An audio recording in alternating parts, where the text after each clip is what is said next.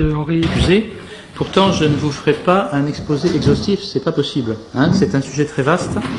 La bibliographie est immense et on pourrait y consacrer des heures sans épuiser le sujet. Donc, on va se cantonner strictement à l'essentiel. Alors, est-ce que vous avez fait déjà l'expérience suivante? Vous prenez l'annuaire téléphonique de votre département, vous ouvrez les pages jaunes à la rubrique librairie et vous faites le compte des librairies qui sont explicitement consacrées à l'ésotérisme, aux spiritualités entre guillemets, à l'astrologie, au développement personnel, aux médecines parallèles, etc. Généralement, vous en trouvez plusieurs dans chaque ville un peu importante.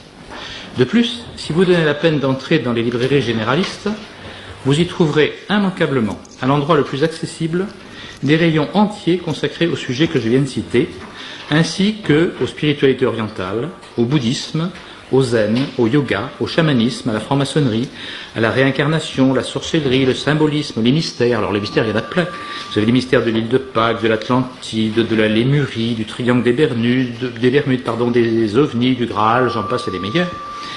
Tous ces livres trouvent de nombreux éditeurs, de multiples auteurs s'y consacrent, c'est normal, ces thèmes se vendent très bien. Vous savez qu'Harry Potter, par exemple, bat tous les records de vente. La grande presse, et notamment les magazines féminins, s'emploient à les vulgariser. Partout, il est question des signes astrologiques, de la réincarnation, des chamans, du karma, etc.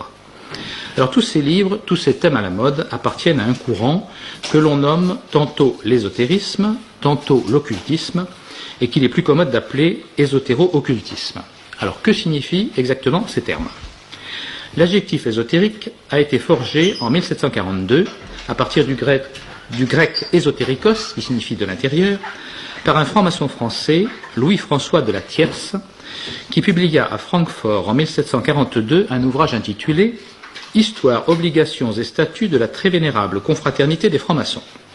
Là-dedans, il opposait deux sortes de doctrines, l'exotérique, dont on pouvait parler en public, et l'ésotérique, qui était réservé au secret des loges. Quant au substantif ésotérisme, il est apparu en 1828 sous la plume de l'historien de la gnose Jacques Matter, 1791-1864, dans son histoire critique du gnosticisme.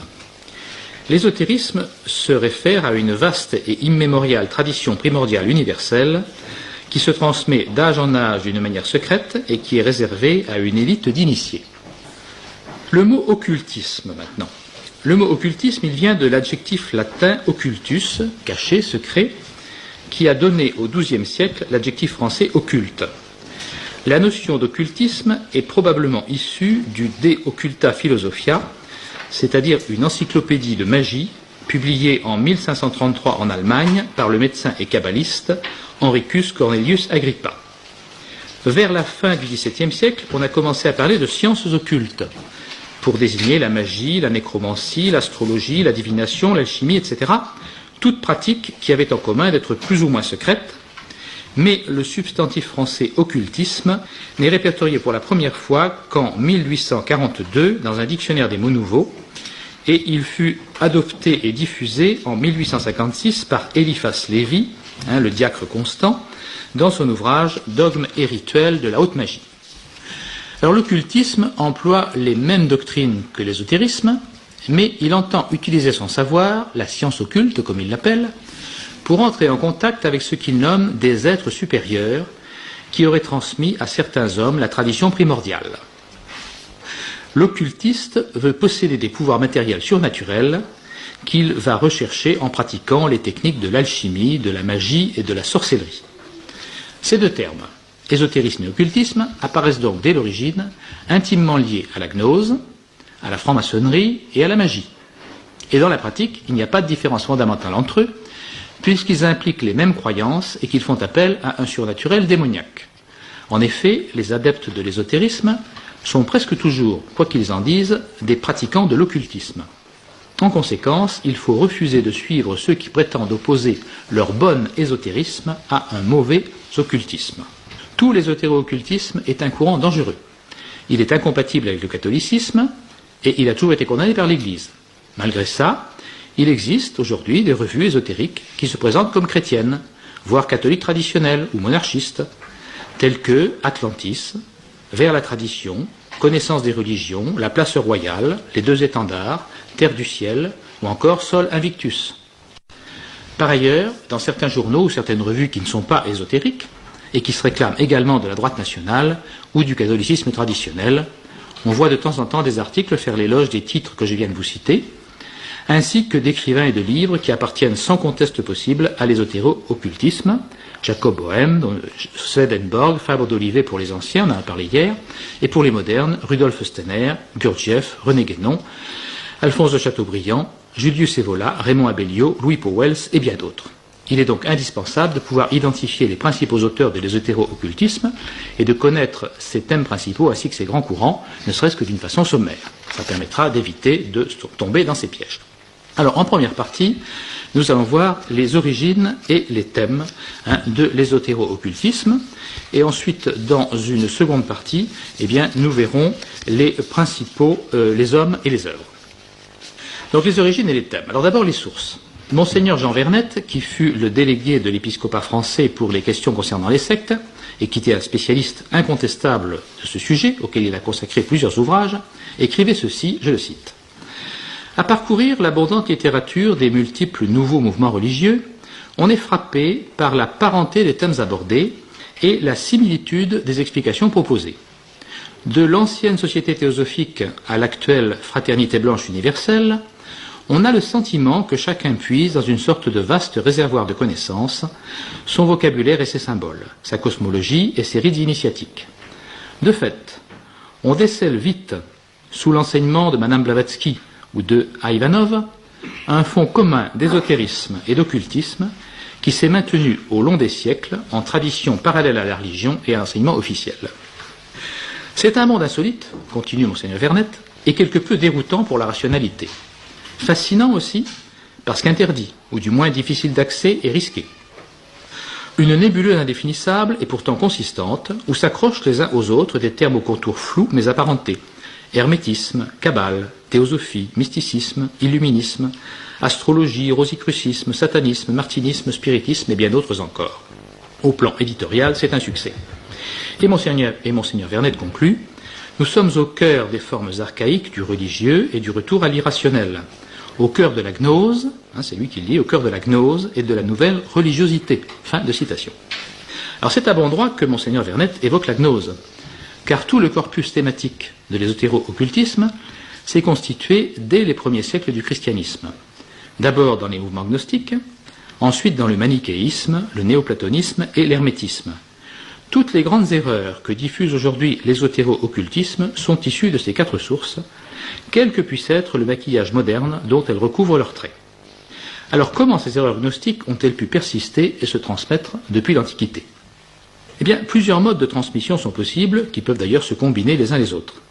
Il y a tout d'abord la persistance clandestine de ces doctrines dans des sectes religieuses ou dans des sociétés secrètes, avec transmission ésotérique, c'est-à-dire réservée à un petit nombre d'initiés, réalisée de manière occulte, c'est-à-dire qu'on ne dévoile jamais entièrement et explicitement ces doctrines perverses, mais on les cache sous des symboles et des mythes, et on amène progressivement l'initié à les découvrir lui-même.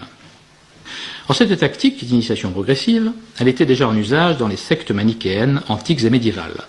Elle se pratique toujours dans les sectes occultistes modernes, en particulier dans la franc-maçonnerie. Le but de cette tactique, c'est d'amener peu à peu les nouveaux initiés à des doctrines qui les feraient fuir si on les leur dévoilait entièrement d'emblée. Le secret permet aussi de faire ce que faisaient déjà les manichéens, qui se mêlaient parmi les fidèles de l'Église catholique et se cachaient sous la profession de foi catholique, ce qui leur a permis d'échapper longtemps à la vigilance de la papauté. C'est ce que font aujourd'hui les sectes guénoniennes et les francs-maçons du rite écossais. Il existe bien sûr d'autres modes de transmission des thèmes gnostiques dans notre monde moderne. Il y a ce qu'on peut appeler des gourous, c'est-à-dire des initiés qui possèdent un grand pouvoir de séduction et qui transmettent leur doctrine à des disciples particulièrement réceptifs en dehors de toute structure organisée. C'est le cas par exemple de Gurdjieff. Mais ce sont des cas assez rares. En fait, la corruption des esprits s'effectue le plus souvent par la littérature. Nous venons de voir que de nos jours, innombrables sont les auteurs et les ouvrages qui véhiculent les thèmes de l'occultisme et qui les vulgarisent dans le grand public. Mais il faut savoir que cette situation dure en gros depuis l'époque romantique. C'est à bon droit que Michel Carouge écrivait dans son remarquable ouvrage La mystique du surhomme, qui est paru en 1948, je le cite, « On ne peut porter aucun jugement valable sur la littérature moderne si on ne comprend pas qu'elle est avant tout l'aventure d'un mouvement magico-mystique rival de la religion. Alors voyons maintenant les principaux thèmes gnostiques, ceux qui permettent de comprendre l'essentiel du système. Commençons par le démiurge et l'origine du mal. Alors tous les gnostiques ont buté sur le problème du mal. Comment expliquer l'existence du mal dans le monde? La théologie catholique nous enseigne que Dieu a créé des anges et des hommes, créatures bonnes et dotées de liberté. C'est le mauvais usage de cette liberté par certains anges, et ensuite par le premier couple humain, qui est la cause du mal. Mais les gnostiques refusent d'accepter la responsabilité des créatures. Voilà ce qu'objectait Marcion, un hérétique gnostique du IIe siècle, dont je résume le propos d'après Tertullien, un apologiste contemporain de Marcion. Si Dieu est bon, et s'il a la prescience de l'avenir, comment a-t-il pu permettre que l'homme, sa créature, se laisse tenter par le démon et succombe à la tentation, devenant ainsi sujet à la souffrance et à la mort? Puisqu'il savait que l'homme ferait un mauvais usage de sa liberté, il aurait dû renoncer à le créer, ou tout au moins ne pas le créer libre. Si donc Dieu a créé l'homme malgré cela, c'est qu'il n'est pas bon, le malheur de l'homme lui est indifférent, ou qu'il n'est pas omniscient, il n'avait pas prévu ce qui arriverait, ou qu'il n'est pas tout-puissant, il ne pouvait pas faire autrement que ce qu'il a fait. Alors je vais vous résumer maintenant la réponse de Tertullien. Et elle est utile car l'objection de Marcion, vous la trouvez reprise de nos jours, encore. Il ne faut pas juger Dieu, dit Tertullien, comme s'il était semblable à l'homme. L'homme ignore l'avenir, fait des projets, les modifie, il y renonce, et souvent il ne fait pas ce qu'il veut. Dieu est omnipotent, omniscient et infiniment bon. Rien ne l'obligeait à créer l'homme, car Dieu se suffit parfaitement à lui-même. S'il a créé l'homme, c'est par pure bonté. Il a créé des intelligences capables de le connaître, car il n'existe aucun bien comparable à la connaissance et à la possession de la divinité. S'il a pourvu l'homme de la liberté morale de choisir entre le bien et le mal, c'est parce qu'il a jugé digne de sa majesté suprême de doter sa créature de cette noble indépendance et de lui donner le pouvoir d'en user sans restriction aucune. Si donc la bonté et la sagesse divine caractérisent le don fait à l'homme, il ne faut pas décider en aveugle que l'institution est indigne de Dieu parce que l'institution a été viciée dans son cours, mais il faut plutôt scruter l'ensemble du plan divin. Le mal n'a pas pu émaner de Dieu, mais bien de la liberté de l'homme dont la volonté libre est la seule coupable. Il serait absurde de reprocher à Dieu de ne pas avoir complètement abandonné ses plans afin d'empêcher des événements qu'il ne voulait pas, ou bien d'avoir restreint ce cadeau de la liberté qu'il voulait donner à l'homme, car c'est pour le coup que Dieu ne serait plus le Tout-Puissant, puisque la créature, pas encore créée, imposerait sa loi à son Créateur et obligerait Dieu à faire autre chose que ce qu'il avait souverainement décidé. Cependant, malgré cette réponse imparable de Tertullien, les gnostiques se sont obstinés dans leur refus orgueilleux d'accepter la responsabilité des créatures. Il ne leur restait plus qu'à rejeter cette responsabilité sur le Dieu qui les a créés, comme le faisait Marcion. Pour les gnostiques, le Dieu de l'Ancien Testament, celui qui a créé le ciel et la terre, ce n'est pas le vrai Dieu. C'est une divinité inférieure, un démiurge, c'est-à-dire un architecte maladroit. Mais alors, qui est le vrai Dieu? C'est, disent-ils, le principe suprême ou le grand abîme, un Dieu inconnaissable, qui n'a rien créé, mais qui a laissé émaner de lui des êtres inférieurs, les éons. Le moins intelligent de ces éons, le démiurge, a créé le monde matériel et il y a enfermé les âmes humaines qui ne sont rien d'autre que des étincelles divines émanées du principe suprême et captives d'un monde irrémédiablement mauvais. Alors maintenant, on va voir cette notion d'un créateur mauvais et maladroit dans la littérature moderne. On retrouve cette idée, en effet, chez beaucoup d'écrivains modernes.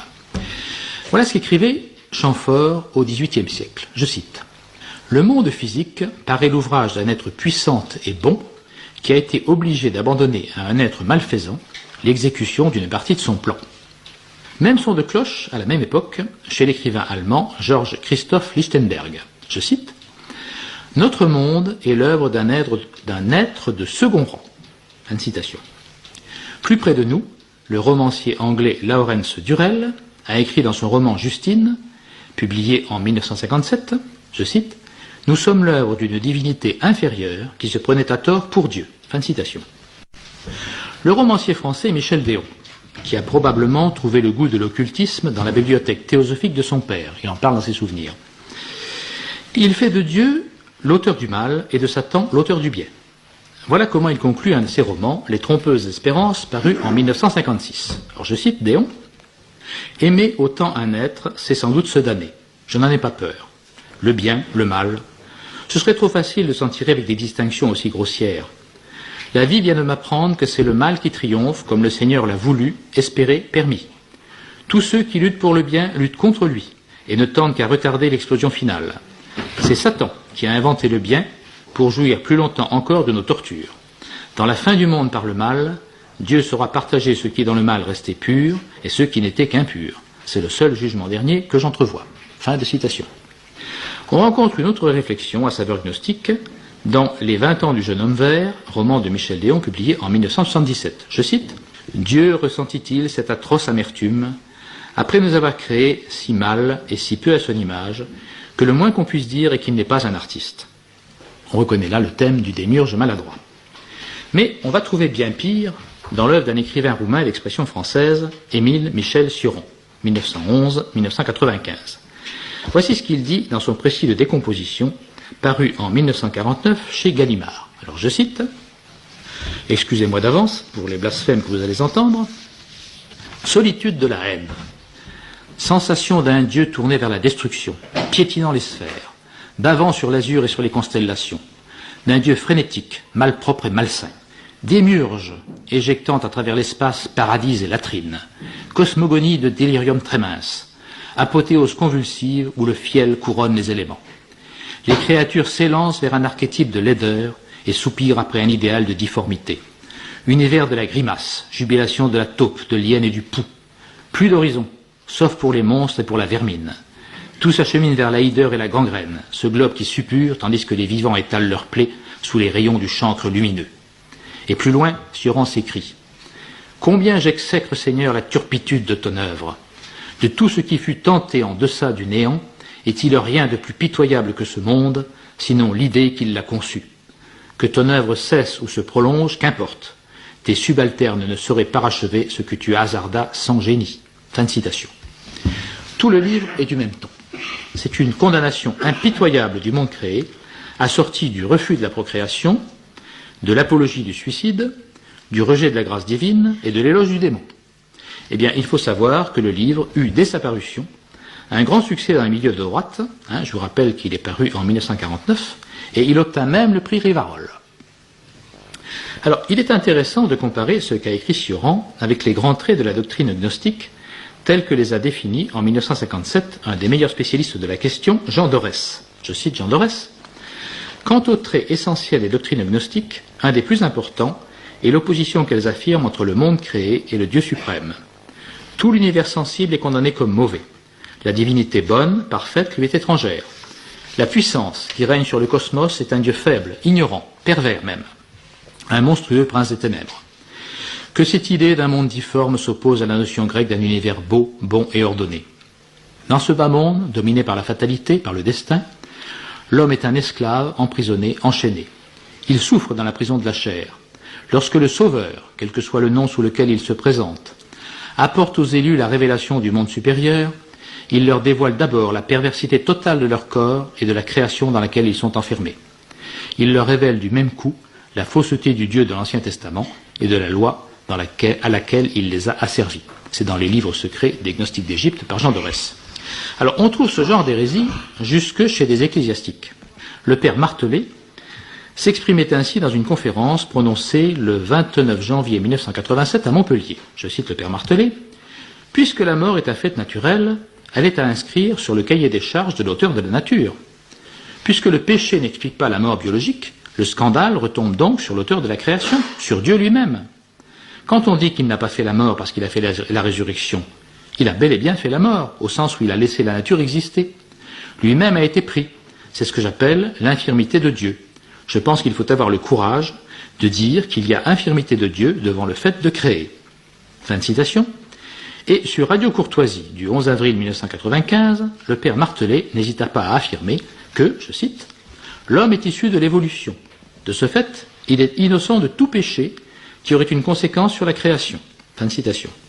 Pour lui, je reprends la citation, « Le péché originel n'existe pas. Donc, le baptême n'efface pas une faute originelle qui n'existe pas. C'est Dieu qui est responsable de la maladie, de la souffrance et de la mort. Dieu est coupable parce que Dieu est infirme. Il a voulu créer du non-Dieu et il n'a pu le faire que souffrant et mortel. » Fin de citation.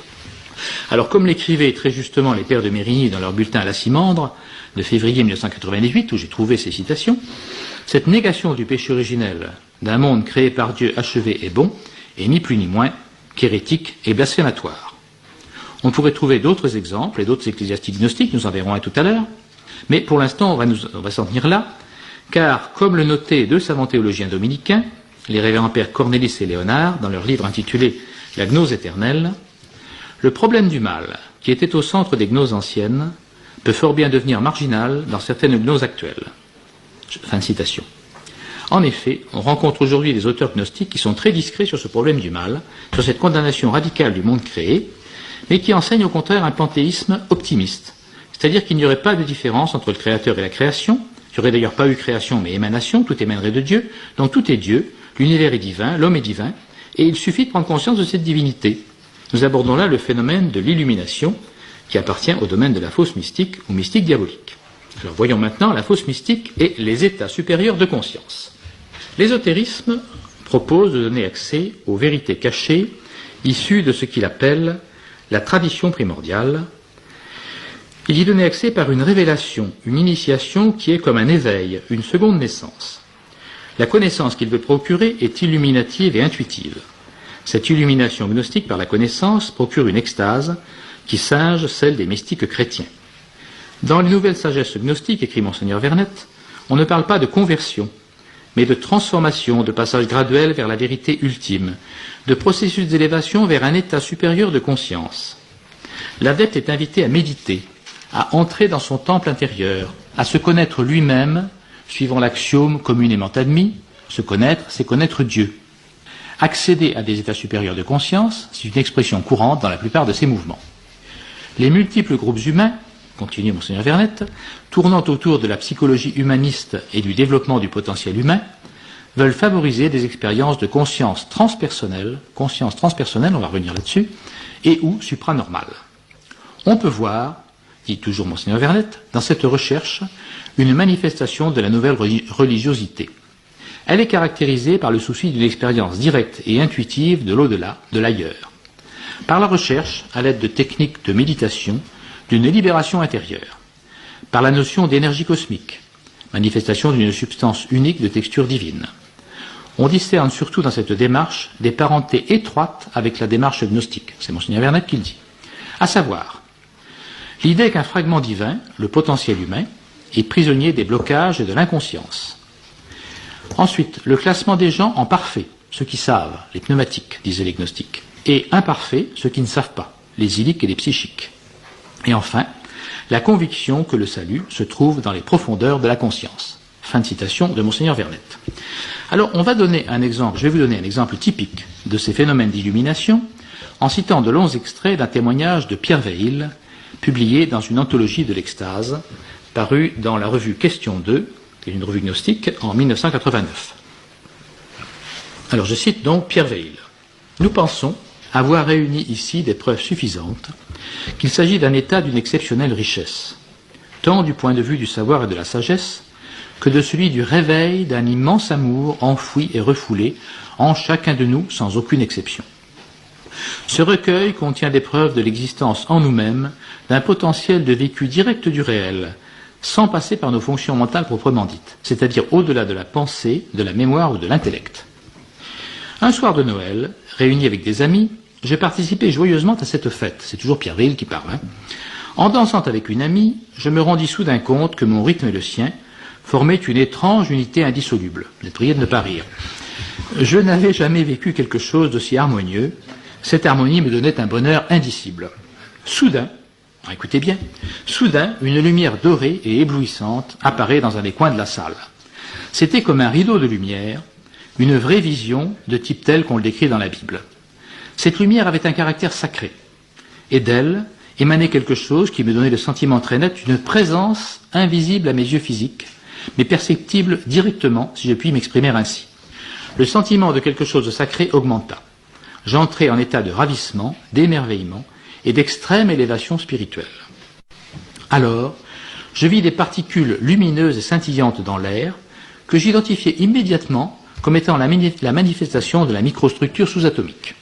Encore, vous êtes priés de ne pas rire. Alors, je continue. Un sentiment d'omnipotence, notez bien le mot, un sentiment d'omnipotence s'empara de moi, et je reconnus que je pouvais, avec le regard de l'esprit, pénétrer dans les nœuds du bois de sapin du chalet où je me trouvais. Vous vous rendez compte?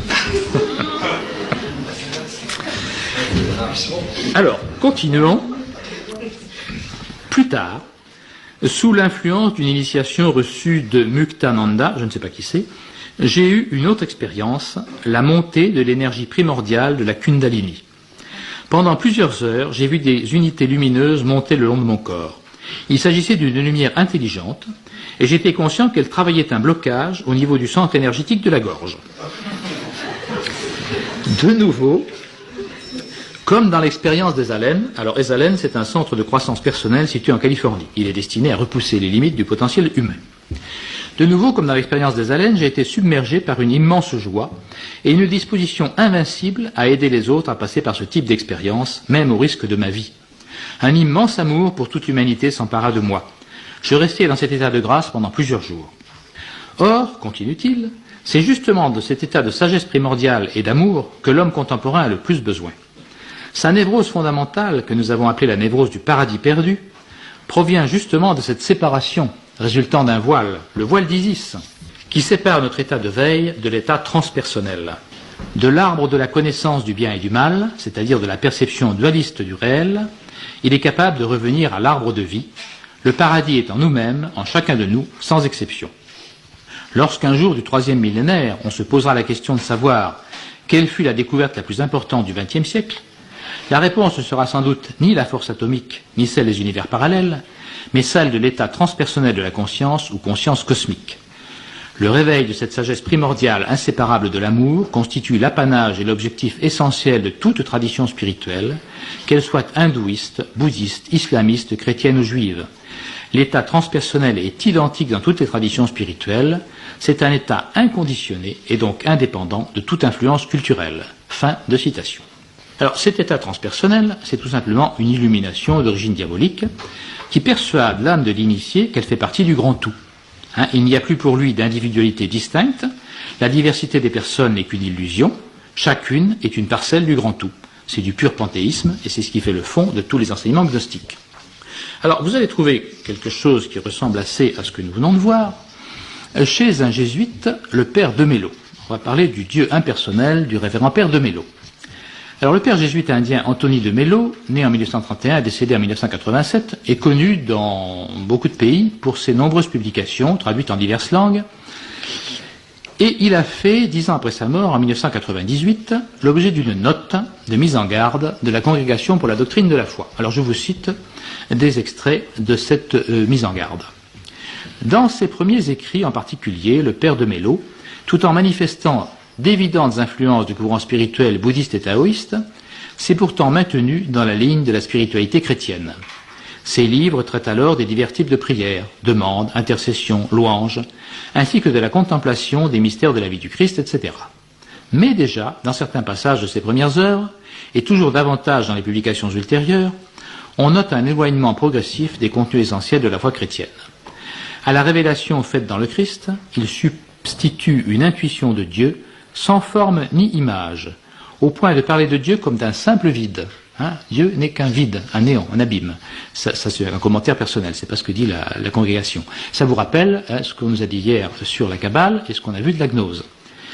L'unique connaissance est la non-connaissance. Poser la question de son existence, l'existence de Dieu, c'est déjà un non-sens. Cet apophatisme radical, c'est-à-dire cette négation radicale, conduit même à nier que dans la Bible, il y ait des affirmations valides sur Dieu. Les paroles des Écritures sont des indications qui ne devraient servir que pour arriver au silence. Dans d'autres passages, continue la note, le jugement sur les livres sacrés des religions en général, sans exclure la Bible elle-même, est encore plus sévère. Ils empêchent les personnes de suivre leur propre bon sens et les font devenir obtuses et cruelles. Les religions, y compris la religion chrétienne, sont les principaux obstacles à la découverte de la vérité.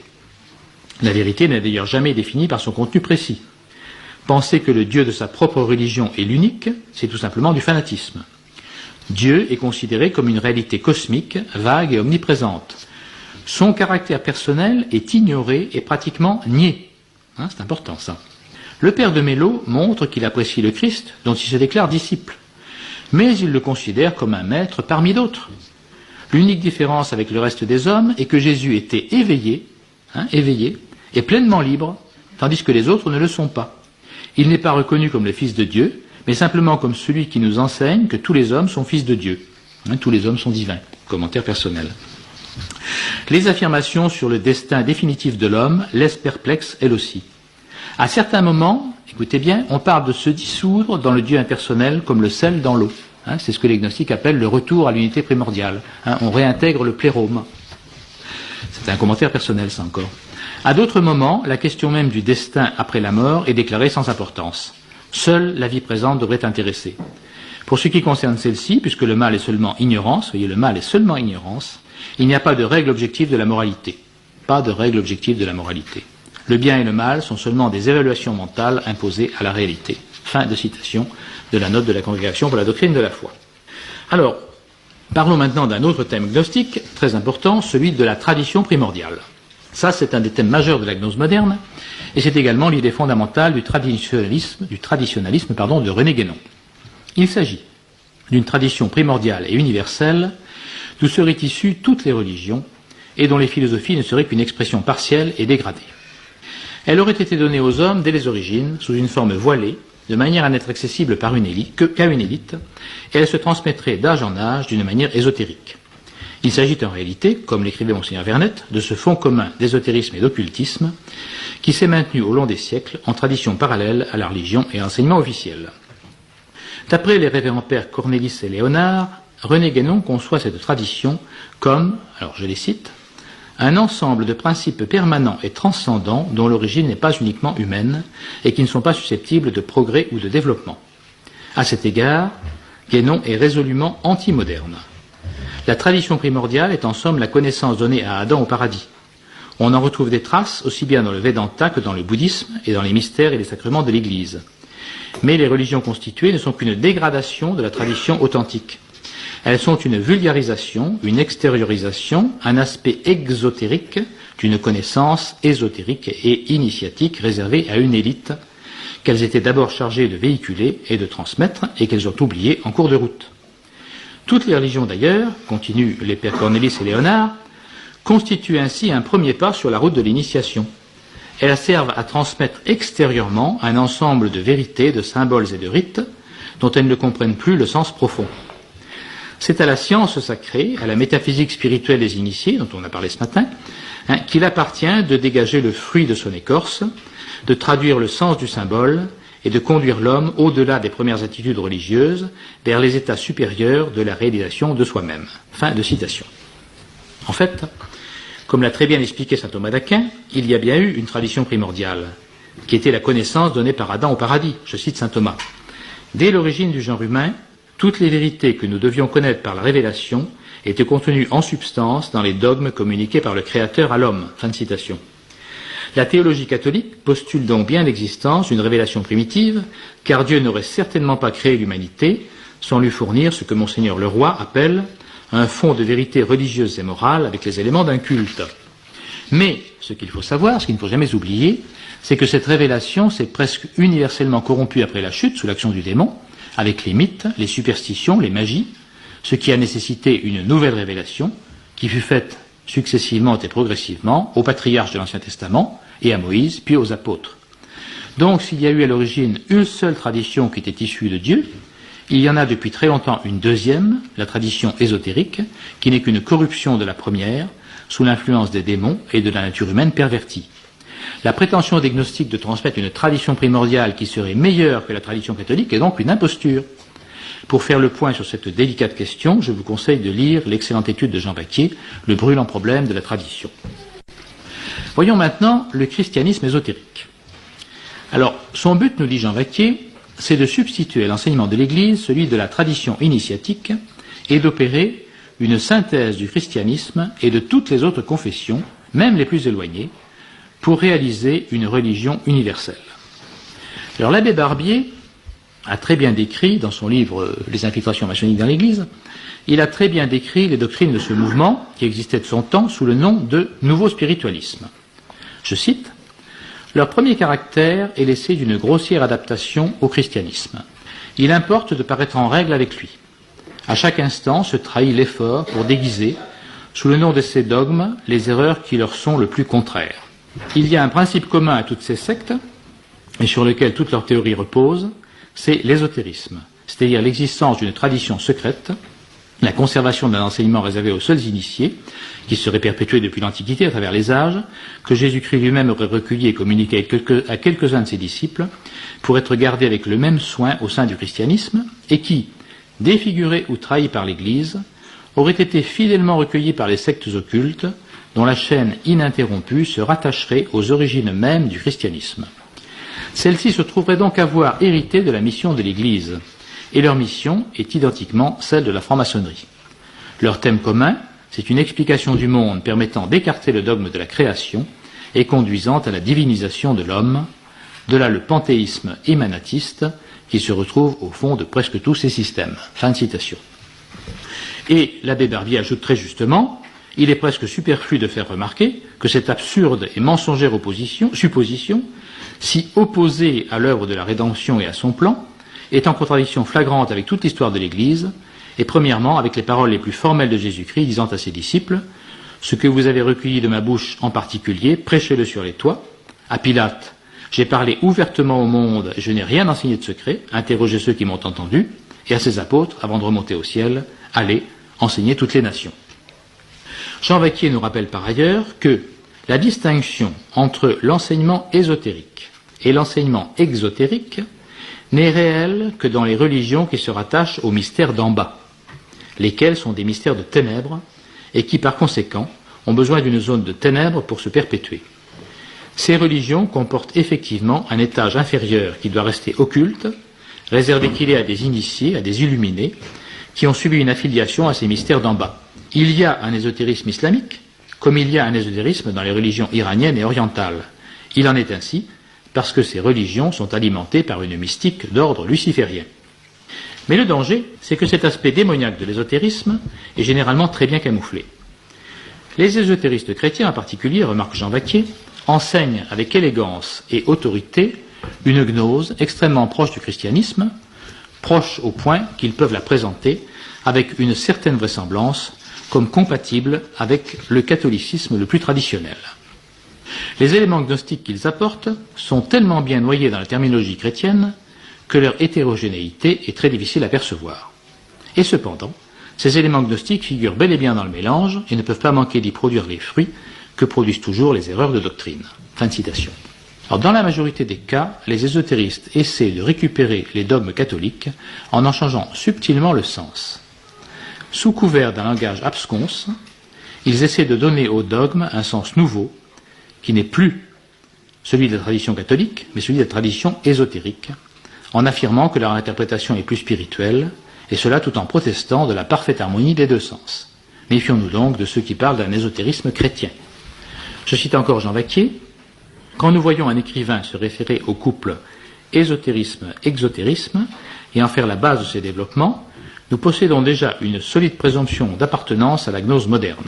Une telle position lui permet d'exposer les vérités chrétiennes en termes nébuleux, ambigus et bizarres, sous prétexte de leur donner une formulation moins rigide, moins contingente, moins dogmatique. Dans ces ambiguïtés et ces bizarreries, il introduira des concepts gnostiques. Alors je vais vous donner un exemple de langage ésotérique. Il s'agit d'un texte écrit par un écrivain gnostique contemporain, Henri Montaigu, qui est décédé en 1992 et qui fut directeur de la revue La Place Royale. Ce texte, intitulé « Introduction au manifeste de la Place Royale », apparu en 1994 dans le numéro 33 de la revue après la mort de son auteur. Alors on va y retrouver presque tous les thèmes qu'on vient d'étudier. Je vous les commenterai au fur et à mesure. Alors je cite Henri Montaigu. « Ce rôle ainsi défini, qui fut, autant qu'on puisse l'affirmer, celui de la primitive Église, de constitution initiatique, primitive Église avait une constitution initiatique, et de caractère élitiste. » Alors, commentaire, on retrouve là le thème de l'enseignement occulte réservé aux initiés. Ce rôle concerne la voie métaphysique, entre guillemets, voie métaphysique. Vous avez reconnu le thème guénonien dont le Père nous a parlé ce matin. Et a pour objet, non le simple salut, entre guillemets, mais plus exactement la délivrance, encore entre guillemets. Il faut, alors, commentaire, eh bien, il faut délivrer le fragment divin qui est prisonnier des blocages et de l'inconscience, comme on l'a vu tout à l'heure. Je reprends la citation. L'Église, en constituant plus tard, sous la poussée des circonstances cyclo-historiques, et d'ailleurs providentiellement, une religion de voie médiane, éso-exotérique. Alors, commentaire, ça signifie que l'Église a été obligée de vulgariser pour les masses la tradition ésotérique authentique, et donc de la dégrader. L'Église a été amenée, après avoir assumé un temps la charge du temporel, puisqu'elle héritait de César, à déléguer le pouvoir temporel à des rois, Saint Rémy et Clovis, cependant que des organisations initiatiques allaient transmettre de leur côté, dans le secret qui convient, bien entendu, mais non sans en laisser des traces, et particulièrement dans les œuvres, la part la plus intérieure et la plus transcendante de la tradition chrétienne. Alors, commentaire, je ne sais pas si vous avez remarqué, cette part, donc la plus intérieure et la plus transcendante, ce n'est pas l'Église qui l'a, ce sont les organisations initiatiques.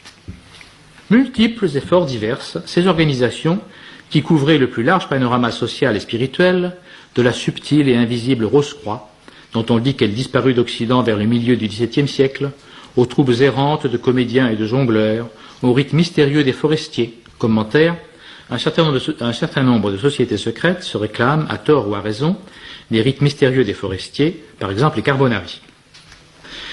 Donc, jusqu'aux loges fondées sur le travail manuel, dont la franc-maçonnerie et le rejet lointain, et notablement dévié depuis la refonte dite spéculative du XVIIIe siècle et le gauchissement politico-philosophique du XIXe siècle. Alors, commentaire, l'auteur prend la précaution de critiquer le gauchissement de la maçonnerie moderne, comme le faisait Guénon, mais c'est pour mieux faire accepter sa tradition gnostique. En passant par les ordres équestres, dont le plus connu est celui des Templiers. Ils ont contribué, en offrant des possibilités de réalisation spirituelle dans tous les domaines et toutes les castes sociales, à réaliser l'admirable et difficile équilibre d'un Moyen-Âge, à cet égard toujours mal connu, et cela, malgré l'instabilité ambiante et l'inexorable chute des temps. Fin de citation. Alors, je commente les derniers mots. Cette notion de chute des temps, c'est aussi une notion gnostique, celle d'un temps cyclique qui évoluerait toujours d'un âge d'or vers un âge sombre, un âge de fer, le Kali Yuga. Alors, il nous resterait encore plusieurs notions gnostiques importantes à étudier, la Sophia, ou divinité féminine, l'androgyne, la réincarnation, la non-dualité, la tripartition, l'alchimie, le Graal, etc., mais on n'a pas le temps. Alors, pour en savoir plus, je vous conseille vivement de lire l'excellent opuscule de Jean Vacquier, Occultisme et foi catholique, les principaux thèmes gnostiques, qui a été publié par l'Action familiale et scolaire. Et maintenant, on va aborder notre deuxième partie, les principaux auteurs et les principales œuvres de la gnose contemporaine. Alors, deuxième partie, les hommes et les œuvres. Alors, on va survoler brièvement l'histoire de l'ésotérisme. D'abord, cette histoire est marquée par une succession de flux et de reflux, qui font un peu penser au mouvement des marées. Tantôt, les idées occultistes se répandent avec un succès qui paraît irrésistible. Elles contaminent les élites, puis une partie du grand public. Il semble qu'elles vont supplanter définitivement le catholicisme, et puis une réaction se fait. L'orthodoxie triomphe provisoirement, mais les erreurs gnostiques ne disparaissent pas, car leurs adeptes sont très bien organisés, ils se camouflent, à ce moment-là, au lieu de se montrer, et se réfugient dans les sectes secrètes, où leur doctrine se perpétue, en attendant de nouvelles circonstances favorables. Alors, pour s'en tenir à l'époque moderne au sens des historiens, celle qui commence en 1453, les marées hautes de l'ésotéro-occultisme correspondent à la Renaissance, puis à la Réforme protestante, qui ont été marquées toutes les deux par le succès de la Kabbale, de l'hermétisme et de l'alchimie. Ensuite, à la première moitié du XVIIe siècle, avec l'engouement pour l'œuvre de Jacob Bohème, dont je vous ai parlé hier, ainsi que pour les Rose-Croix. Les manifestes rosicruciens sont parus vers 1615. Un siècle plus tard, en 1717, des protestants, des alchimistes et des Rose-Croix établissent à Londres la franc-maçonnerie. Quant à la seconde moitié du XVIIIe, qui fut l'époque des Lumières, comme chacun sait, elle fut aussi celle d'une véritable floraison d'œuvres gnostiques, comme celle de Swedenborg, dont on a parlé hier, et des sectes maçonnico-occultistes, les plus connus étant les groupes martinistes, Martinez Pascali, Louis-Claude de Saint-Martin, ainsi que les Illuminés de Bavière de Weishaupt. Ce mouvement s'est continué pendant tout le XIXe siècle, d'abord avec le romantisme, qui a été fortement influencé par les idées occultistes. Le personnage le plus important de la période, c'est probablement le théosophe Fabre d'Olivet, dont on a à peine eu le temps d'évoquer hier, mais son œuvre, il faut savoir que son œuvre a influencé la plupart des occultistes postérieurs. Ensuite est venu le spiritisme, qui a influencé fortement, entre autres, Villiers d'Isle-Adam. Après est venue la théosophie. La société théosophique de Madame Blavatsky a été fondée en 1875 aux États-Unis. Elle a essaimé en France en 1884.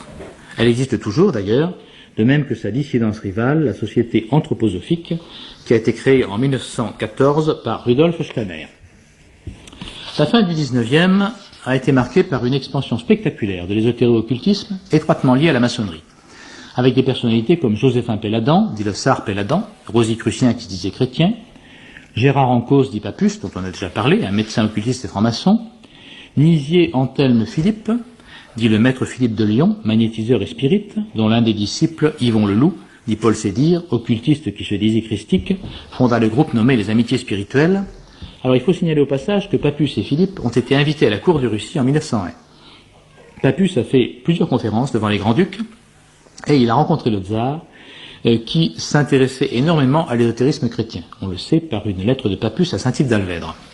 Quant au mage Philippe, au maître Philippe, il a subjugué littéralement le tsar et la tsarine. Citons encore le magicien satanique Stanislas de Gaïta et sa société de la Rose-Croix, à laquelle appartint Maurice Barrès, Saint-Yves d'Alvèdre, le théoricien de la synarchie, Édouard Churet, l'auteur des Grands Initiés, dont je vous ai parlé hier, et Jules Douanel, patriarche d'une prétendue église gnostique, à laquelle a appartenu René Guénon, avec lequel on arrive au XXe siècle et à la gnose contemporaine. Vous avez pu remarquer que plus on avance dans le temps, plus les marées hautes de l'occultisme sont fortes et durables, et plus les reflux sont faibles et brefs. C'est en quelque sorte normal, puisque quelle que soit la date de l'apparition de l'Antéchrist, date que personne ne connaît ici-bas, l'écoulement du temps nous en rapproche inexorablement. Or on peut penser, avec Bossuet, dans son histoire des variations des églises protestantes, comme avec Saint Bernard de Clairvaux, que l'hérésie gnostique, qui a commencé dès les premiers temps du christianisme avec Simon le magicien, qui a toujours eu depuis ce temps-là sa suite funeste, qui est la seule à avoir été prédite dans l'écriture avec ses caractères particuliers, eh bien, elle constitue le vrai mystère d'iniquité dont parlait saint Paul, et elle sera l'hérésie des derniers temps. On peut le penser. Alors, l'ésotérisme pseudo-chrétien, maintenant, nous allons parler de Paul Lecours et de Atlantis. Alors, Paul Lecours, né à Blois en 1871, fit ses études au petit séminaire, mais il se complaisait à la lecture de Jules Verne et de Camille Flammarion, qui était un astronome panthéiste et spirit, et d'un autre spirit, franc-maçon, Léon Denis. À 18 ans, il découvre Platon, dont l'influence est déterminante sur lui. Il devient fonctionnaire, il épouse une artiste qui était en même temps un médium, avec lequel il faisait des expériences de spiritisme. Il s'installe à Paris, ensuite en 1905, s'occupe de spiritisme, il a des contacts prétendument avec l'esprit de Louis-Claude de Saint-Martin. Il collabore à la revue théosophique, au cahier métapsychique et au Voile d'Isis. Le Voile d'Isis, revue qui avait été fondée quelques années auparavant par Papus, qui changera de nom ultérieurement pour s'appeler Les Études traditionnelles, merci, et qui a une grande importance. La plupart des ésotéristes modernes ont découvert la gnose en lisant les Études traditionnelles. Paul Lecours a mélangé, comme le fera Guénon, le catholicisme et l'occultisme. Il a fait des expériences sur le Saint-Suaire de Turin, il a eu des contacts avec l'abbé Lacuria, qui était un prêtre hermétiste, avec Rudolf Steiner, avec la Rose-Croix dite catholique du Tsar Péladan, avec la Société théosophique de Madame Blavatsky. Et en 1923, par la lecture du compte-rendu d'un ouvrage par le libraire hermétiste et alchimiste Pierre Dujol, il apprend l'existence à Paray-le-Monial, en Saône-et-Loire, d'un mystérieux centre ésotérique appelé le Hieron du Val d'Or. Alors ça, j'aurais beaucoup à dire là-dessus, on pourrait faire toute une communication là-dessus, mais on n'a pas le temps, bien sûr. C'est très important ce truc-là. C'était un centre occultiste d'apparence catholique, qui avait été fondé en 1873 par le baron Alexis de Sarachaga, 1848-1918, à Paray-le-Monial, la ville des apparitions de Sacré-Cœur à Sainte-Marguerite-Marie-à-la-Coque, prétendument pour développer le message du Sacré-Cœur et le faire connaître dans le monde entier. Alors en fait, le choix du bonhomme était très mal choisi parce que Charles Chagas était un hermétiste qui prétendait que le christianisme tirait son origine du continent englouti de l'Atlantide, siège d'une tradition européenne universelle à travers le druidisme, la tradition égyptienne et le judaïsme. Ça rappelle un peu, il a dû prendre des éléments dans Fabre d'Olivet, ce bonhomme-là. Alors Paul Lecourt s'est rendu à Paray-le-Monial en 1923, c'est-à-dire après le départ même sans doute après la mort du baron de Sarachaga. Il a rencontré la dernière survivante du groupe, Jeanne Lépine, avec laquelle il est resté en relation pendant un peu plus de 2 ans, jusqu'à la mort de cette dernière. Et cette femme l'a désigné comme continuateur de ce centre occultiste. Il a reçu mission de continuer l'œuvre du baron de Sarachaga. Et il l'a fait. Il a considéré dès lors que la tradition primordiale que transmettraient les sociétés initiatiques provenait non de l'Orient, mais de l'Atlantide, considérée comme mère de la civilisation occidentale. Ce continent disparu aurait eu pour roi, tenez-vous bien, Poséidon, le dieu grec de la mer, mais pour lui, Poséidon, c'était le patron des chevaliers. Comprenne qui pourra.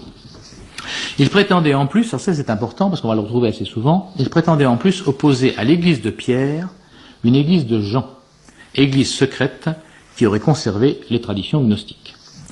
En juin 1926, il fonde une société d'études atlantéennes dont le contrôle lui échappa au profit d'un président qui voulait restreindre l'objet à l'étude scientifique, à l'archéologie scientifique. Il s'en retire et il fonde en 1927 Atlantis, qui est à la fois une revue et un groupe de recherche sur l'ésotérisme, de tendance syncrétique, en particulier sur la tradition occidentale. Il en assura la direction jusqu'à sa mort. En 1923 puis en 1937, Paul Lecourt a lancé le thème de l'avènement proche de l'ère du Verseau, à partir de considérations astrologiques, historiques et prophétiques. Le thème a été repris ensuite par le Nouvel Âge. Il a fait de nombreuses conférences dans toute l'Europe, il a publié plusieurs livres, notamment L'ère du Verseau, le secret du zodiaque et le proche avenir de l'humanité, en 1937, dans lequel il annonce une nouvelle théocratie mondiale. Ça me rappelle peut-être des choses, ça. En 1951, l'Évangile ésotérique de Saint Jean. En 1953, Saint Paul et les mystères chrétiens. Il est mort à Vincennes en 1954 et ses disciples ont publié en 1955 son dernier ouvrage, Ma vie mystique, dans lequel il réaffirme que le christianisme comporte 2 enseignements. L'un pour la masse, c'est celui de l'église de Pierre, l'autre pour une élite, c'est celui de l'église de Jean. La première étant judéo-chrétienne, la seconde helléno-chrétienne. Alors la revue Atlantis et le mouvement du même nom, ils ont continué et ils sont dirigés aujourd'hui par un de ses disciples, Jacques d'Arès. Ils constituent avec leurs 3000 adhérents environ, parmi lesquels il y a des ecclésiastiques, un oratorien notamment, le révérend père Fernand Thor. On en parle dans Atlantis de numéro 316, 1981. Eh bien, il constitue un des éléments notables de l'ésotérisme contemporain. Nous allons maintenant parler de Guénon. Alors, je ne vais pas vous parler à nouveau de sa biographie, puisque ça a été fait ce matin. Simplement vous signaler qu'il a collaboré lui aussi au voile d'Isis, qui est devenu en 1933 les études traditionnelles. Il a publié, parmi les nombreux livres qu'il a publiés, il faut en citer spécialement 2, le Théosophisme, histoire d'une pseudo-religion, qui est de 1922, et l'Erreur Spirit, qui est de 1923. Alors, ils sont importants, pourquoi? Parce qu'ils attaquaient la théosophie et le spiritisme. Et ces 2 livres ont contribué à faire passer Guénon pour un ennemi de la subversion et pour un catholique traditionnaliste. Voilà, ça c'est important. On a, parmi ses disciples ont publié un ouvrage posthume, même quelques ouvrages posthumes, parmi lesquels l'un est important, ça s'intitule Aperçu sur l'ésotérisme chrétien, publié en 1954. Alors, Guénon face au catholicisme.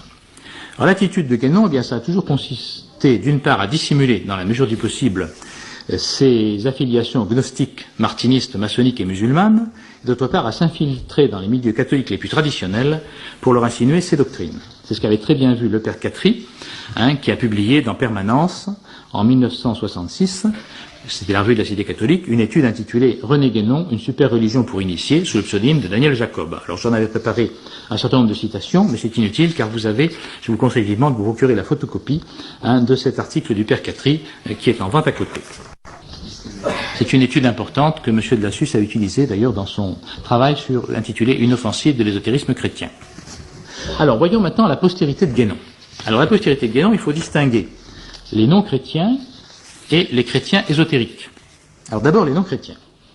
Il faut savoir que la majorité des disciples directs de Guénon, ceux qui l'ont connu, ils se sont convertis à l'islam ésotérique, le soufisme. Alors citons parmi les principaux Christophe Chuon, germano-suisse, né en 1907, apostat du catholicisme, qui voulait islamiser l'Europe et qui, malgré cela, influença fortement les ésotéristes chrétiens grâce à son livre « De l'unité transcendante des religions » publié en 1948. Il est également l'auteur de Sentiers de gnose, paru en 1957, qui définit la gnose comme le trait d'union entre les divers langages religieux. Il a écrit plusieurs autres ouvrages, dont L'ésotérisme comme principe et comme voie, 1978, Le soufisme, voile et quintessence, 1980, Christianisme islam, vision d'œcuménisme ésotérique, 1981, La transfiguration de l'homme, 1995, Trésor du bouddhisme, 1997, vous voyez, j'étais quelqu'un de très éclectique. En 1981, il s'est installé aux États-Unis, près de Bloomington, dans l'Indiana. Et là, eh bien, il semble qu'il est dérivé assez vite vers un délire mystico-sexuel, fondé sur une adoration de la femme dans ce qu'elle a de plus charnel, ceci sous couvert des thèses gnostiques sur la Sophia, ainsi que d'une mariolatrie dévoyée, ce qui était fréquent dans la gnose antique, et ce qui serait, paraît-il, assez répandu chez certains guénoniens modernes. Toujours est-il qu'en 1991, Chuon a été accusé d'actes de pédophilie sur des fillettes, et qu'il a comparu devant le grand jury de Bloomington. Alors j'ignore quelle fut l'issue du procès. Il est mort peu après, il est mort quand même 7 ans après, en 1998. Alors, parlons maintenant d'un autre apostat du catholicisme, qui venait lui de l'orthodoxie, le diplomate roumain Michel Valzan, 1907-1974, qui est devenu un spécialiste de l'ésotérisme islamique, après avoir été initié au soufisme par Chuon, en 1938. Il vécut surtout à Paris, où il dirigeait une tarika. Une tarika, c'est une voie mystique, sorte d'école de mysticisme.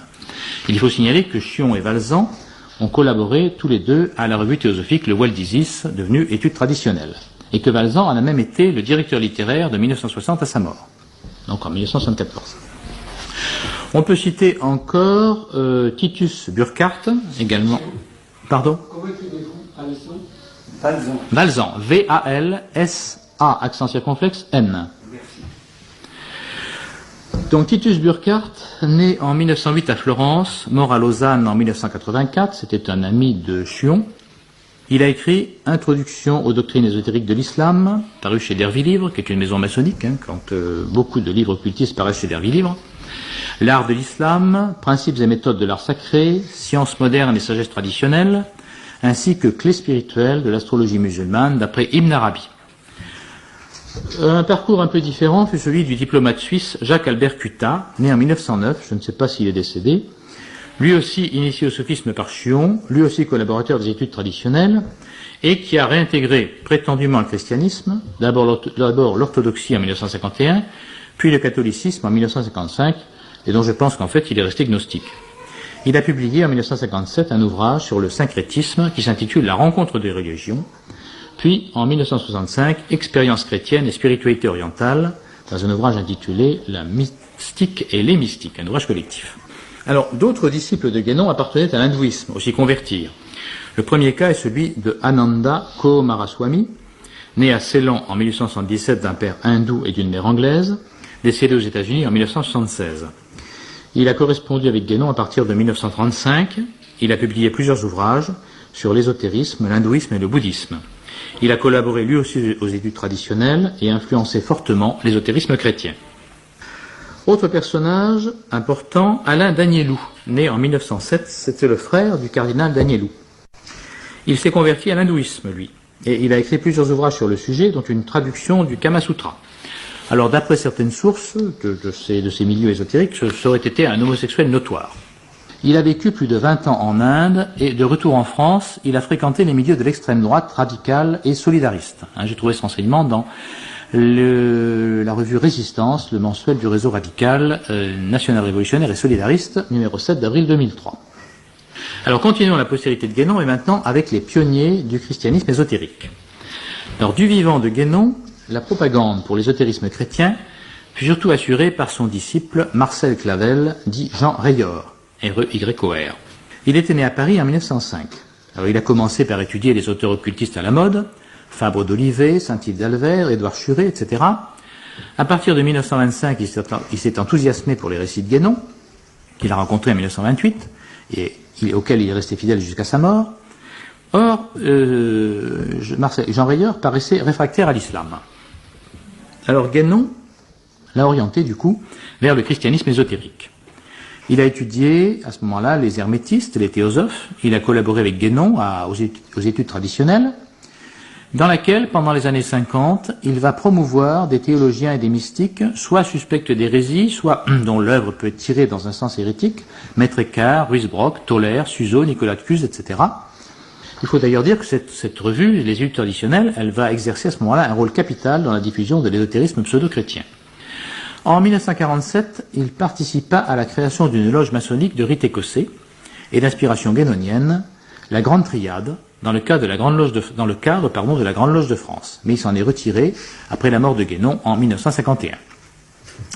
Autre pionnier du christianisme ésotérique à la sauce guénonienne, Paul Saleron, dit Paul Serran, c'était son nom de plume, et c'était le frère de Louis Saleron. Né à Paris en 1922, décédé en 2002, c'était un journaliste et un écrivain qui a consacré plusieurs livres aux doctrines ésotériques, notamment Au seuil de l'ésotérisme en 1955. Il avait publié en 1953 un livre sur René Guénon qui fut réédité en 1977 avec une postface où il examinait quelques questions soulevées par l'œuvre de Guénon. Il a participé également au numéro 15 de la revue Le Nouveau Planète, publié en 1970, qui était consacré à Guénon, et dans son livre Au seuil de l'ésotérisme, il affirmait que ce qui séparait le christianisme des chercheurs ésotéristes, ce n'était qu'un malentendu, dont la principale raison tenait, alors écoutez bien, je cite Paul Serran, à l'abus du dogmatisme que les théologiens ont tendance à pratiquer, particulièrement depuis le Concile de Trente. Fin de citation. Alors ça, c'est un argument qu'il faut retenir, parce qu'on le trouve souvent chez les ésotéristes. Ces messieurs détestent les définitions claires. C'est ce qu'ils appellent le dogmatisme. C'est normal, ils ne peuvent travailler, eux, que dans le flou artistique. Paul Serran, il faut le dire, a puissamment contribué à populariser Guénon dans les milieux de droite pendant les décennies 1950 et 1960. Tu te rappelles qui était Louis Saleron, parce que je sais pas si tu connais. Alors Louis Saleron, c'était un écrivain, c'était quelqu'un de très bien, c'était un écrivain catholique traditionnel, dans le bon sens, qui a publié alors un certain nombre d'ouvrages, un grand nombre d'ouvrages, dont je n'ai pas les titres dans la tête, mais je sais que notamment au moment de la crise de la Nouvelle Messe, il a publié une très belle défense de la liturgie traditionnelle. Alors, toujours les pionniers du christianisme ésotérique, il faut citer Marie-Madeleine Davy, née en 1903, décédée en 1999. Elle fit des études de philosophie et d'histoire à la Sorbonne et se spécialisa dans le latin médiéval. Alors, elle a connu et fréquenté beaucoup de gens célèbres de son époque. Robert Aron, le politicologue, Raïssa Maritain, l'épouse du philosophe, Étienne Gilson et Gabriel Marcel, deux philosophes universitaires, Maurice de Gandillac, historien de la philosophie, Mircea Eliade, un roumain, qui était un gnostique roumain, qui est historien des religions, spécialiste des mythes, Carl Gustav Jung, le psychologue suisse, ainsi que des islamologues comme Louis Massignon et Henri Corbin, des surréalistes comme Antonin Artaud, Georges Bataille, des jésuites comme le père Teilhard de Chardin et le père Danielou, des philosophes indépendants comme Simone Weil et le russe Nicolas Berdyaev, qui l'ont beaucoup influencé, ainsi que des personnalités de l'ésotérisme comme Gurdjieff, Lanza del Vasto, Raymond Abellio, Marie Choisy, mais elle ne rencontra jamais Guénon. Alors, à la demande de Gilson, qui était son professeur, elle fit des études de théologie à l'Institut catholique de Paris et obtint le doctorat en 1941. Mais elle n'avait pas du tout apprécié l'enseignement reçu à l'Institut catholique. Parce que, pourquoi ? Cet enseignement lui semblait beaucoup trop attaché à l'orthodoxie. Elle reprochait au professeur de traquer les déviations doctrinales, d'avoir brisé la carrière des modernistes, et de fuir ce qu'elle appelait la spiritualité et l'intériorité. Alors ça, c'est un refrain qu'on trouve à peu près chez tous les gnostiques. Elle a obtenu un doctorat en philosophie, elle a été chargée de cours à l'école pratique des hautes études. Alors, important ça, en 1943, elle est chargée de cours à l'école pratique des hautes études, 5e section d'histoire des religions. Alors on verra que cette 5e section d'histoire des religions, c'est un véritable nid de gnostiques. Puis elle est entrée au CNRS pour traduire du latin médiéval, elle est devenue maître de recherche. Alors comme ce poste lui laissait beaucoup de liberté, elle en a profité pour faire des voyages dans le monde entier, des conférences dans le monde entier, et notamment elle a fait de longs séjours en Inde et au Japon. Elle a pénétré à peu près tous les milieux, universitaires, religieux, monastiques, alors aussi bien catholiques, elle a été dans des couvents dominicains de Carmes, de Chartreux, les milieux protestants, orthodoxes russes, les milieux juifs, elle a traduit Gershom Scholem, l'historien de la Kabbale, les milieux islamiques, surtout l'ésotérisme soufi avec Corbin et Massignon, et elle était plus attirée par les spiritualités orientales que par le christianisme. La patrie de mon âme, écrivait-elle, s'avérait orientale. Elle pratiquait d'ailleurs le judo et le yoga. Elle admirait beaucoup le père Le Sceau, 1910-1973, Le père Le Sceau était un religieux bénédictin qui était parti aux Indes en 1948 avec l'abbé Montchanin et qui avait fondé un ashram pour faire un essai d'intégration chrétienne de la tradition monastique de l'Inde. Il était devenu le Swami Abhishektananda, excusez-moi. Alors, en fait, eh bien, le drame, c'est qu'il a intérieurement apostasié le christianisme, non sans déchirement intérieur, jusqu'à ce qu'il découvre l'état transpersonnel, c'est-à-dire le panthéisme. Et il en concluait que les formes des religions n'avaient aucune importance et qu'il ne fallait pas donner de nom ni de forme à l'absolu transpersonnel. Alors, détail significatif, Marie-Madeleine Davy était membre d'honneur de l'Association française du transpersonnel depuis sa fondation en 1985. Elle était membre du comité de rédaction de la revue gnostique Epignosis et collaborait à d'autres revues, Connaissance des religions, Terre du ciel, etc. Alors, elle a publié beaucoup d'ouvrages que vous pouvez trouver encore en librairie, des essais sur la symbolique romane, un livre de philosophie, La connaissance de soi, et de nombreux ouvrages de gnose, parmi lesquels L'homme intérieur et ses métamorphoses, en 1974, Le désert intérieur, en 1983, Henri Le Sceau, Le passeur entre deux rives, toujours en 1983, etc. Passons maintenant à l'abbé Stéphane et ses disciples. L'abbé Stéphane, c'est un personnage important. Il s'appelait de son vrai nom André-Henri Stéphane Gircourt. Il était né en 1906. Il a fait des études de mathématiques, il a passé l'agrégation, et il n'a été ordonné prêtre qu'en 1941 à 35 ans. Il a enseigné sa spécialité au collège religieux de Beaucerville, à côté de Nancy, et il a donné malheureusement aussi des cours de religion. Malheureusement, parce qu'il avait des tendances mystiques qui se sont trouvées déviées par la lecture de la revue Les Études traditionnelles et par des livres de René Guénon et de Christophe Chuon, dont il a adopté les conceptions, si bien que ses cours s'en ressentirent. Voilà par exemple, d'après son élève François Chenick, voilà l'explication qu'il donnait de l'Immaculée Conception à ses élèves de 3e, à partir de la cosmologie hindoue exposée dans le livre de Guénon, L'homme et son devenir selon le Vedanta. Alors je cite, « Il conçoit la manifestation universelle comme issue de deux principes, l'un masculin et actif appelé Purusha, l'autre féminin et passif appelé Prakriti.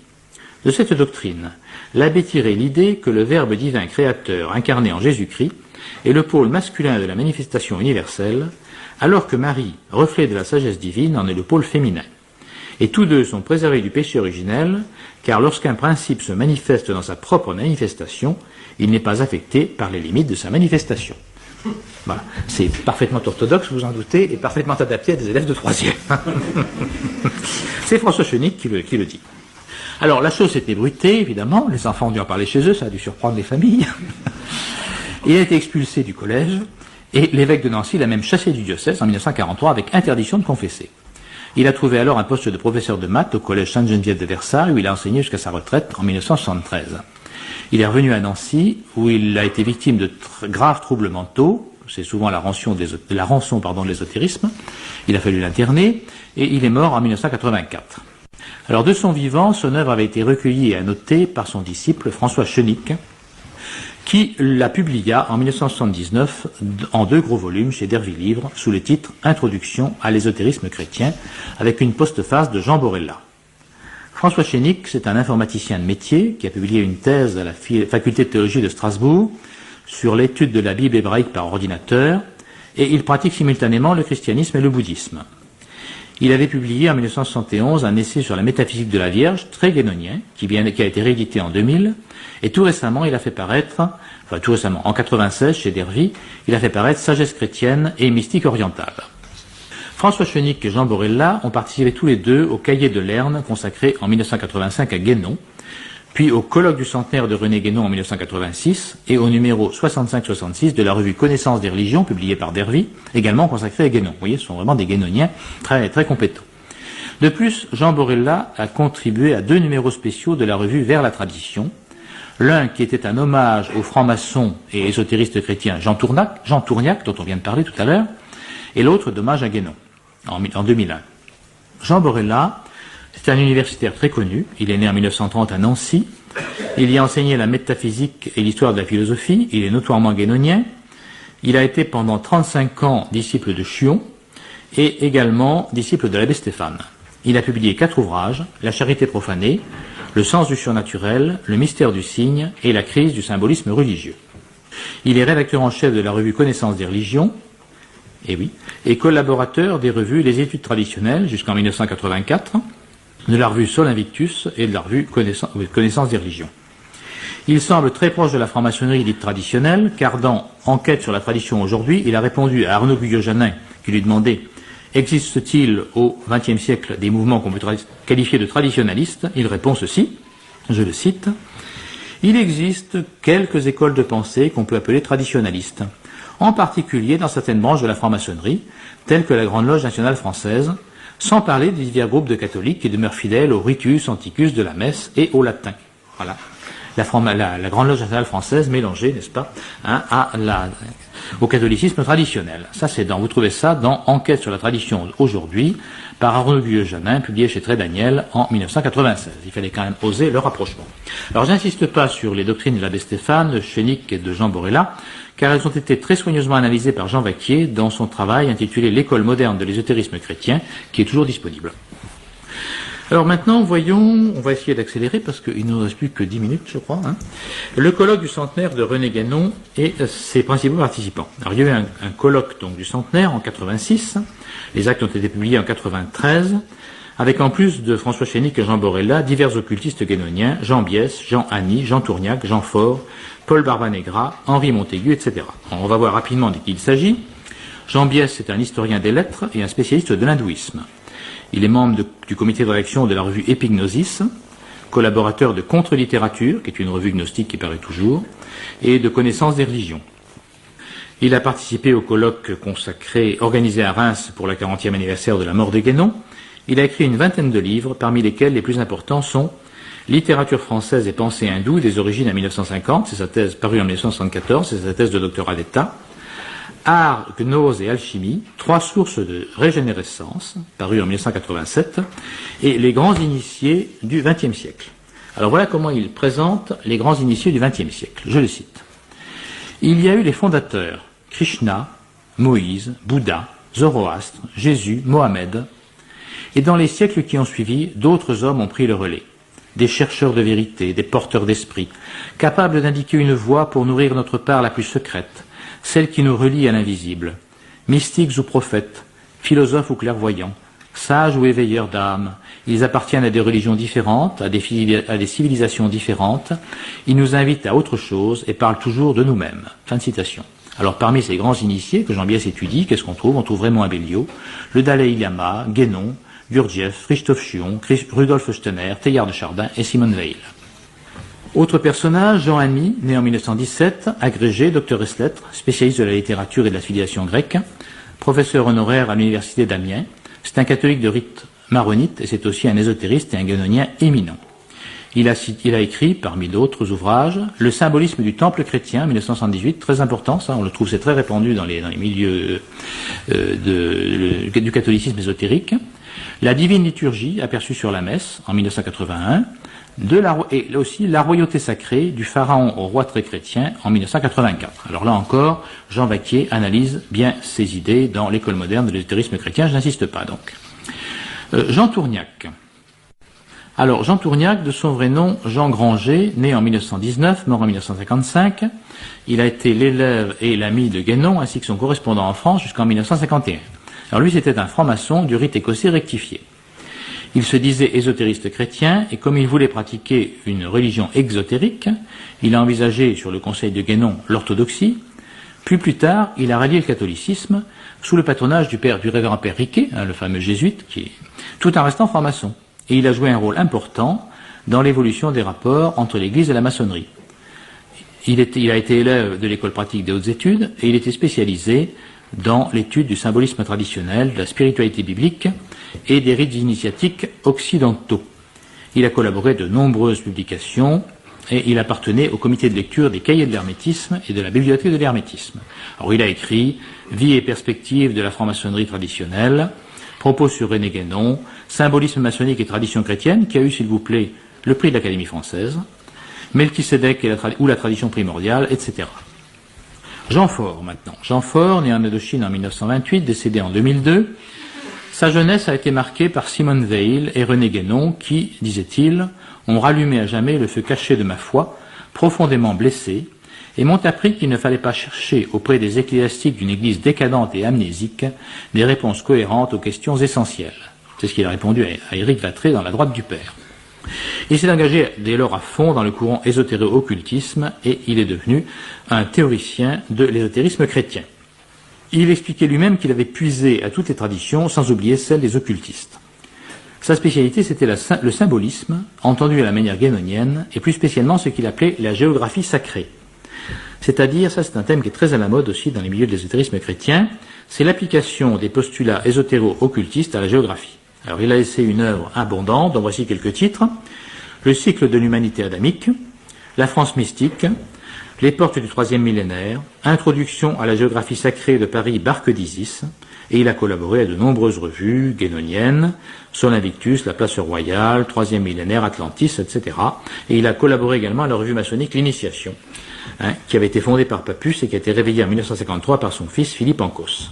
Autre personnage, Barbanegra. Paul Barbanegra, né en Roumanie en 1929, il a étudié la médecine et la psychiatrie, puis il est devenu cinéaste. Et il a réalisé, de 1974 à 1981, en collaboration avec Jean Faure, 5 films sur Versailles.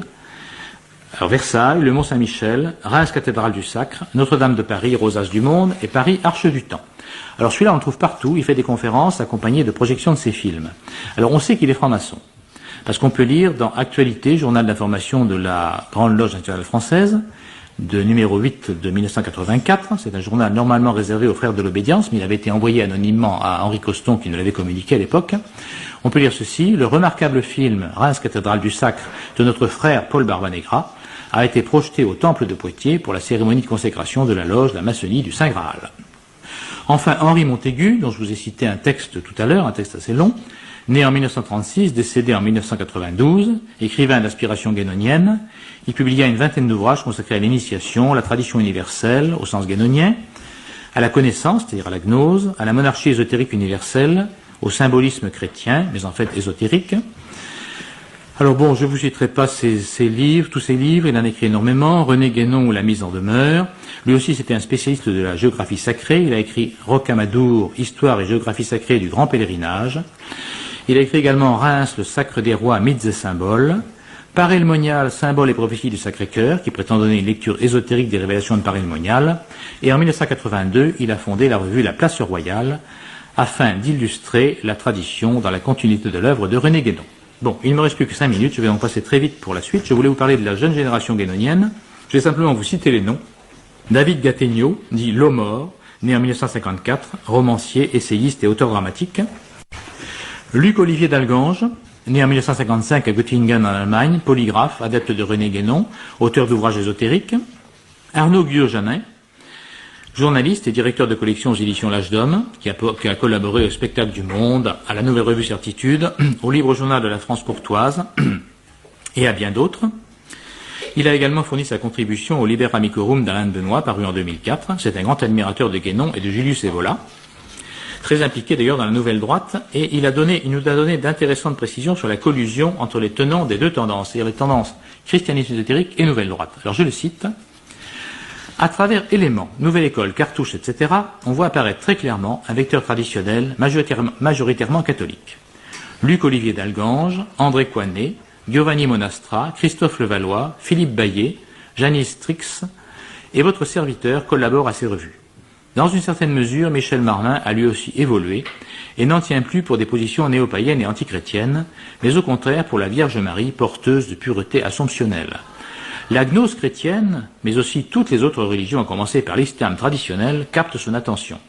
La Nouvelle Droite n'est pas un parti monolithique. C'est pour beaucoup de traditionnalistes un espace de liberté exceptionnel.